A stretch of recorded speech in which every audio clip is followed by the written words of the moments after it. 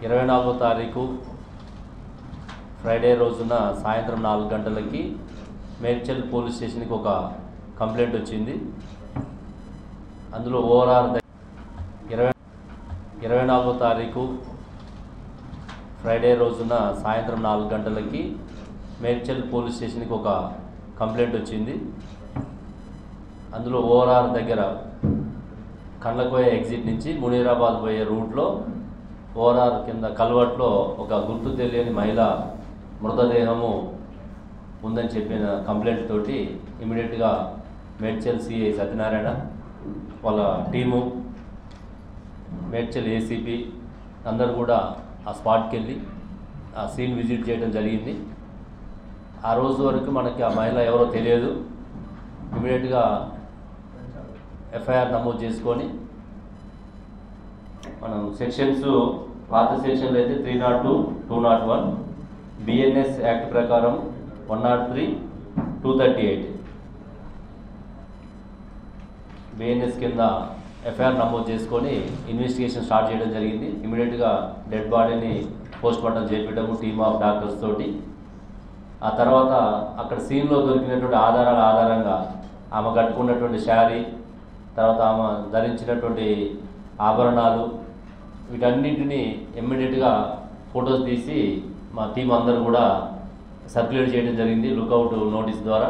చుట్టుపక్కల ఉన్నటువంటి సంగారెడ్డి, మెదక్, సిద్దిపేట, రాచకొండ, హైదరాబాద్, సైబరాబాద్, కామారెడ్డి, నిజామాబాద్ అన్ని జిల్లాలకు కూడా వీటి సర్క్యులేట్ చేయడము. ఇమీడియట్గా నెక్స్ట్ డే అంటే నిన్న మనకి ఆ లేడీని వాళ్ళ యొక్క బంధువుల ద్వారా గుర్తించడం జరిగింది. ఆ లేడీ మనకి పేరు శివానంద, ఏజ్ 45 years, భర్త సాయిలు. ఈమెకి ఒక పాప, 2 అబ్బాయిలు ఉన్నారు. ఈమె అక్కడ వాళ్ళ ఇంట్లో గొడవ పెట్టుకొని వచ్చేసి ఇక్కడ ప్రాంతంలో కొద్ది రోజులు కొంపల్లి, కొద్ది రోజులు కుషాయగూడలో షెల్టర్ తీసుకొని ఉంటుంది గత ఒక 6 నెలల నుంచి. అంటే ఇక ఇండైరెక్ట్గా అదే అనుకోవాలి. అంటే జాబ్ అంటే లేబర్ పని చేసుకుంటుండేది, రూమ్లో ఉంటుండే. వేరే ఒక పర్సన్తో కూడా లివింగ్ రిలేషన్లో ఉన్నది. గత 3-4 రోజులు అతను కూడా టచ్లో లేదని చెప్తున్నాడు. ఫస్ట్ మనం అనుమానంతో అతను కూడా తీసుకురావడం జరిగింది. ఆ తర్వాత మనం రూల్ అవుట్ చేసుకున్నాం. అసలు నేరస్తుడు పట్టుకున్న తర్వాత మనకి మిగతా వాళ్ళందరినీ కూడా ఈ కేసులో మనం ఒక 4-5 అనుమానాస్పదంగా అదుపులోకి తీసుకుని విచారించడం జరిగింది. అసలు నేరస్తుని మనం పట్టుకున్న తర్వాత వాళ్ళ రోల్ లేదని చెప్పేసి మనం నిర్ధారణ అయిన తర్వాత వాళ్ళు పంపించడం జరిగింది. అంటే అట్లేం లేవు. ఒక కూతురు మ్యారేజ్ కూడా అయింది, ఇంకిద్దరు అబ్బాయిలు ఉన్నారు. ఇక భర్త దగ్గరనే ఉంటారు వాళ్ళు. మనకి నిన్న లేడీ ఐడెంటిఫై అయిన తర్వాత ఇమీడియట్గా వాళ్ళు ఇచ్చినటువంటి కుటుంబ సభ్యులు ఇచ్చినటువంటి కొన్ని ఆధారంగా నెంబర్ తీసుకొని ఆ ఫోన్ని ట్రాక్ చేయడం ద్వారా మనకి నేరస్తుడు గుర్తించడం జరిగింది. ఈ నేరస్తుని పేరు షేక్ ఇమామ్. ఇతను స్టోన్ కట్టర్గా ఇక్కడనే మేడ్చల్లో పనిచేస్తున్నాడు, మజీద్పూర్ ఏరియాలో ఉంటాడు. ఇతని నేటివ్ కూడా కరీంనగర్ జిల్లా కమలాపూర్. ఇతను ఆ రోజు 24వ తారీఖు సాయంత్రం ఆ లేడీ బస్ స్టాండ్ దగ్గర, మేడ్చల్ బస్ స్టాండ్ దగ్గర ఉన్నప్పుడు ఇతను కూడా ఆ ప్రాంతానికి వెళ్ళి అక్కడ వాళ్ళిద్దరు మాట కలిసి ఇద్దరు ఎంగేజ్ చేసుకోవడం జరుగుతుంది. ఎంగేజ్ చేసుకున్న తర్వాత ఇద్దరు కలిసి అక్కడ ఐసోలేటెడ్ ప్లేస్కి వెళ్ళటము, అక్కడ వాళ్ళు అప్పటికే ఒక 500 రూపీస్కి వీళ్ళు మాట్లాడుకోవటము.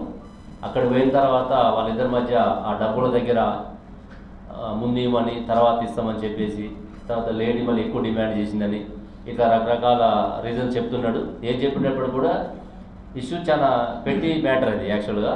దానికి అతను ఆ సడన్ ప్రొవకేషన్లో ఆ లేడీని గొంతు విసికి స్లో తప్పి పడిపోయిన తర్వాత ఆ దగ్గరలో ఉన్నటువంటి రాయి తీసుకొని బండరాయితో తల మీద బాధటము, బాధేసి మళ్ళీ అప్పటికే చనిపోతుంది.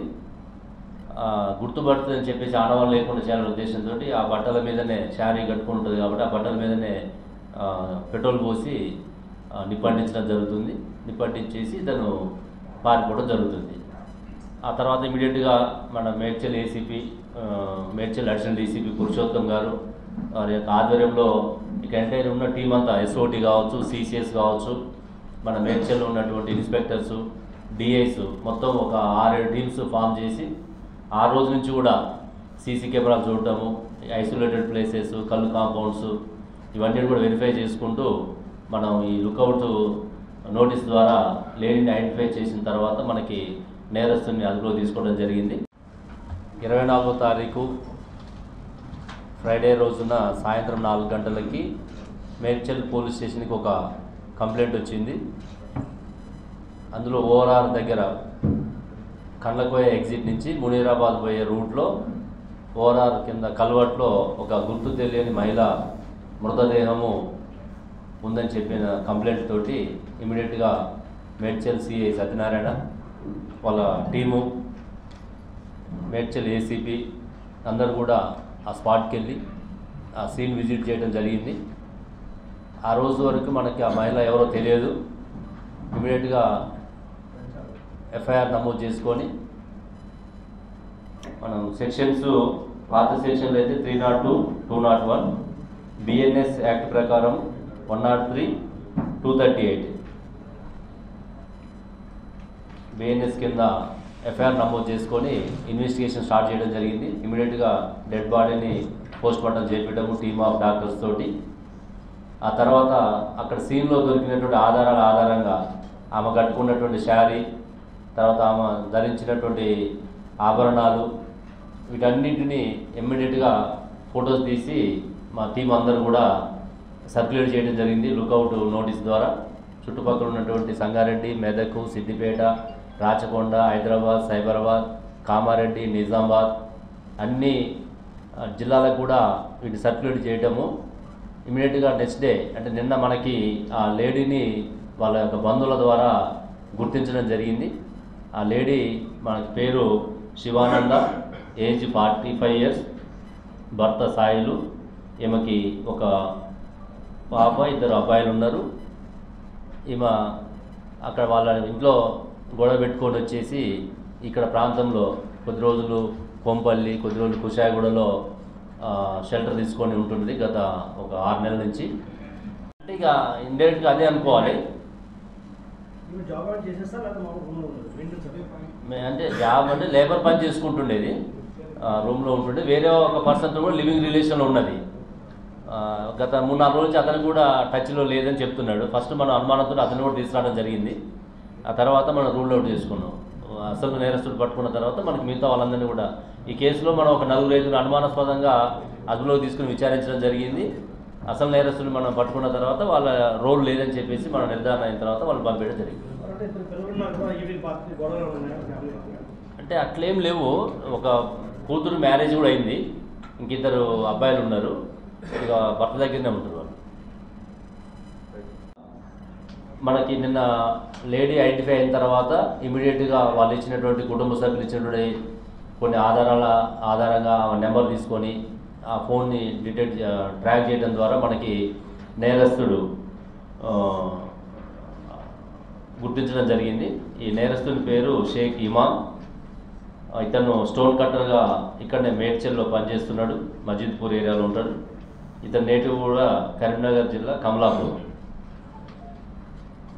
ఇతను ఆ రోజు 24వ తారీఖు సాయంత్రం ఆ లేడీ బస్ స్టాండ్ దగ్గర, మేడ్చల్ బస్ స్టాండ్ దగ్గర ఉన్నప్పుడు